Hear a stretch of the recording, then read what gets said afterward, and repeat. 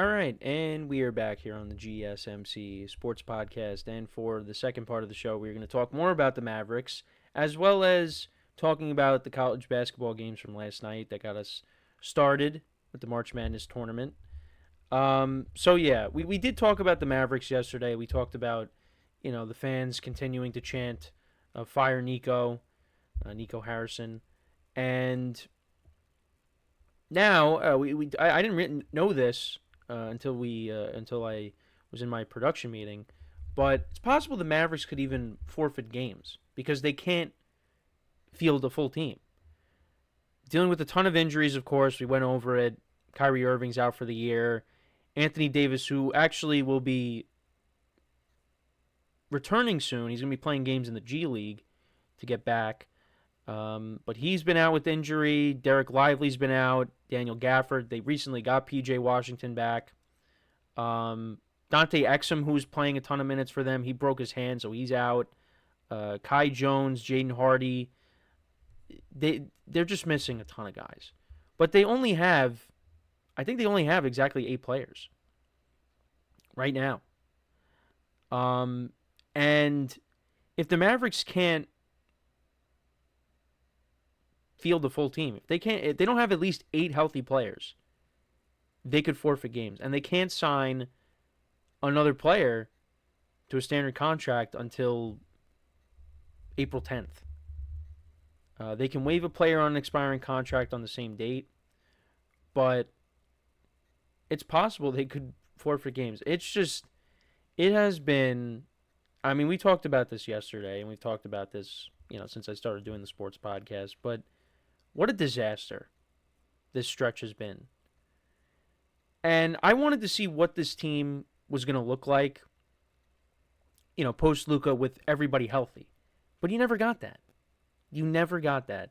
And right now, they're a game up on the Suns. Now, we did talk about them, in the playoffs or the play-in. Are they going to make the play-in? To be honest, I really don't think they're going to make the play-in. Now, it's going to come down to either them or the Suns. And you got the Trailblazers, who are 3.5 games behind, and the Spurs are 4.5 games behind. Although I think those teams should worry more about tanking as opposed to trying to make the play-in, especially the Spurs. Because if the Spurs could get a good draft pick, and you get, Wembanyama back, and you get De'Aaron Fox back, because also De'Aaron Fox is out for the year too, who they traded for. If you could get a top pick, and you pair that top pick up with those two guys going into next year, Spurs are going to be... Spurs, I think, could be good next year. Their hope was, when they traded for Fox and before the Wemby injury that they were going to be a team in the conversation for the playoffs, but that ended up not turning out their way. But hopefully things are better next year for them. But yeah, for the Mavericks, I think at this point you just get through the season. Mavericks fans, I think, would probably be happy if this team didn't even make it to the play-in, because they just want the season to be over. But it's just I don't think they're gonna make it. I think the Suns, with everything that's been going on with the Phoenix Suns and how they've been a massive disappointment, I feel like they're gonna find their way to sneak in over the Mavericks, because the Mavericks just have too many injuries. But if we look at the remaining schedules, so the Mavericks have the Pacers, the Pistons, the Nets, the Knicks, the Magic, the Bulls, the Nets, the Hawks, the Clippers twice, the Lakers, the Raptors, and the Grizzlies. So there are some tough games in there. And then for the Suns, they got the Bulls. Their stretch is pretty rough too. You got the Cavs. So after the Bulls tonight, this is the Suns' schedule for the rest of March. They have the Cavaliers at home. They have the Bucks at home. They have the Celtics at home. They're at the Timberwolves, and then they're home against the Rockets. So maybe, and it doesn't get any easier after that.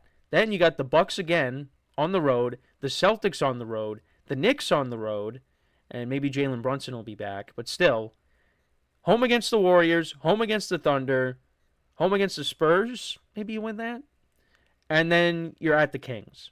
So you know what? Maybe the Mavericks still find a way, because the Suns' schedule looks a lot tougher than than the Mavericks schedule. So then you know what? Maybe the Mavericks still find a way to stay in. And the Kings, they're right now in a play-in spot. So wow, that is. I mean, I don't know what everybody else's schedules are like, but that might have to be the toughest remaining schedule left. I mean, they got the Celtics and the Bucks twice, the Timberwolves, the Cavs, the Rockets, who are in second place in the Western Conference. Yeah, that's another team where I'm curious to see what they do in the offseason. But wow. Yeah, so maybe you know what? I might take back what I said then, because if the Suns' schedule is like that, I don't know I don't know what's going to happen there, and they're another team that's been a disappointment, like I said. But yeah, I mean we'll see what happens. It's I don't want to sound repetitive. I mean, because we talked about the Mavericks yesterday, but again, last year this team went to the finals, and now this team, I don't even. It's possible they don't even make the playoffs at all. And you see what the Lakers are doing with Luka, and if the Lakers win the finals, which I'm not going to say that's going to happen. I think they can make a deep run, but if they went on and won the finals, Maverick fans are going to lose it. They are going to lose it. And when do they play each other in Dallas? April 9th. And that's an ESPN vehicle. 7:30 p.m. Eastern Time. And I would imagine LeBron's going to be back for that too. So I know. I mean, Anthony Davis is going to be back. I would imagine for that game too, but who knows? But it would have been. I wish Kyrie was healthy because it'd be quite something to have Kyrie and Anthony Davis going at LeBron and Luka. But Kyrie, of course, will not be a part of that.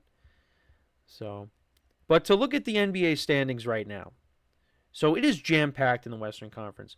So I did see a TikTok that brought up, hey, look at the Western Conference. This is why the NBA implemented the play-in, because you see how jam packed it is.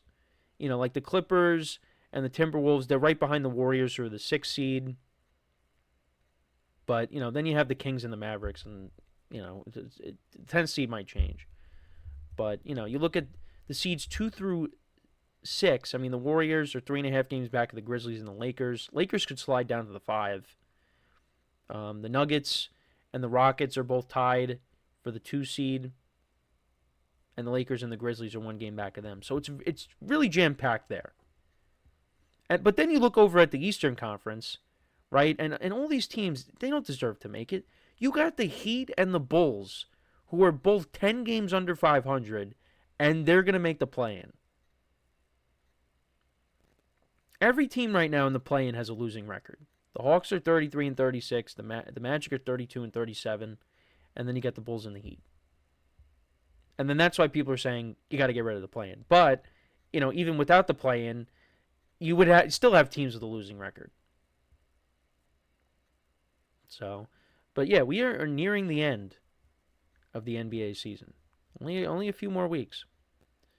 But I did want to talk about the games from last night.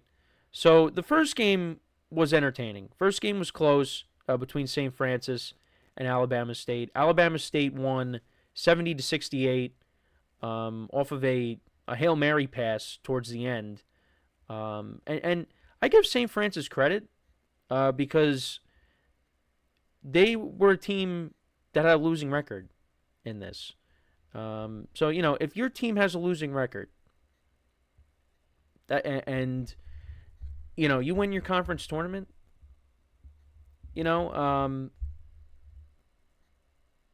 that you still have a chance. You still have a chance to make it. Yeah, because they ended up finishing in 4th place, but because they won their conference tournament, they had a chance to make the dance. Now they fell a little bit short, but yeah, the final play or the second to last play. I don't know how St. Francis screwed this up, but it was a Hail Mary pass, and Amar Knox was able to score the layup on that. There was 1 second left, and they ended up winning by 2 points. St. Francis tried on their end, but there's not that much time left.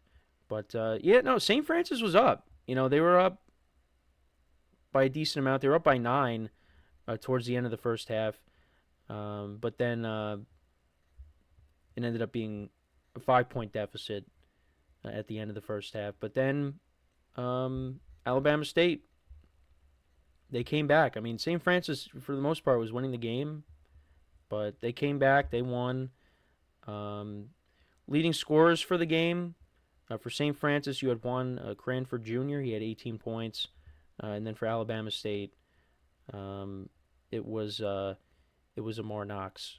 He had 16 points. He went 8 for 15 from the field. He had a nice night shooting, not from 3, though. He went 0 for 2 from 3. Actually, Alabama State went 9 of 29 from 3, so not great. And then St. Francis went 10 of 22 from 3. And to look at some of the other comparisons, yeah, St. Francis was better shooting the 3. Free throw percentage, St. Francis was 71%. Alabama State was 25%. Didn't matter. Rebounds were about the same. Assists were about the same. Turnovers, this was kind of the different. This was the difference in the game. Turnovers, St. Francis had 14. Alabama State had 6. Points off turnovers, St. Francis only had 10. And Alabama State had 26. So if you want to see where the game was won, it was right there. So they move on. They will be playing against, I think they're playing against Auburn. Yeah, they'll be playing against Auburn tomorrow. Sorry, but I'm going to probably be taking Auburn in that game. But congrats to them on the win. And then UNC against San Diego State. Game was never close. North Carolina outscored San Diego State 47-23 in the first half. And then the second half actually was about even, 48-45. But Aztecs did not play well in the first half. They end up losing. So now UNC, they will be taking on Ole Miss. So that's going to be an interesting game. Might be taking UNC to upset Ole Miss. But, for everybody that was complaining about them making the tournament, they kind of shut us all up there. So, yeah, tonight you got American against Mount St. Mary's, 2 16 seeds, and then you got Xavier in Texas. That's the later game. And then Creighton-Louisville gets us started on Thursday, tomorrow. So, yeah, let me know what you guys think, though, about the games from last night. What were your takeaways from it? Also, the stuff going on with the Mavericks. So before we go to break, just want to remind you guys once again to tip or donate, get your comments recognized. Make sure to hit that super chat button in the chat if you want to see me acknowledge any thought or comment you may have throughout the live broadcast. Makes the show more lively, more entertaining between myself, the host, and you guys, the viewers. We appreciate you guys' viewership each and every day, so any contribution you can make to the show means the world to us as we put out content for you guys each and every day. And also, the other way to help out the show is by going to the link at the bottom of the show segment on the ticker, GSMCPodcast.net. That is GSMCPodcast.net. So when we come back from our next break, we will talk about the Packers and their offseason, and will they take a wide receiver? We will talk about that when we return. So with that being said, stick around, and we'll be right back here on the GSMC Sports Podcast.